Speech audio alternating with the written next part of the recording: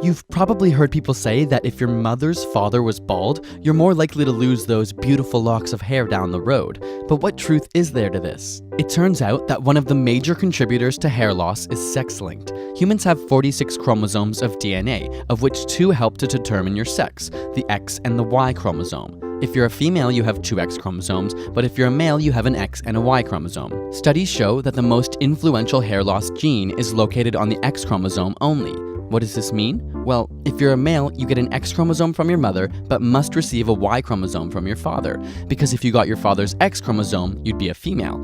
So if one of your mother's X chromosomes has this hair loss gene, you have a 50-50 chance of getting it from her.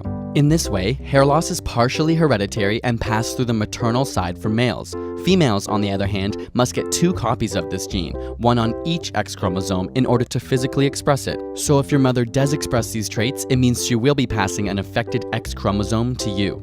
But why do we say to look at your mother's father? Well, if he has visible male pattern baldness, then your mother has at least 1 copy of the affected X chromosome from him. Because in order to have a daughter, he must have passed on his X chromosome, not his Y.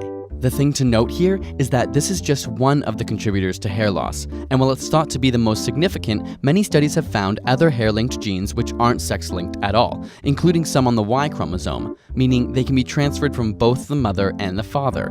On top of this, some studies have shown correlations between age, exercise, nutrition, and even stress levels. So while a quick check of your mom's dad's hair may be an indicator for future hair loss, a head full of hair on grandpa's head doesn't guarantee you're in the clear. Got a burning question you want answered? Ask it in the comments or on Facebook and Twitter, and subscribe for more weekly science videos.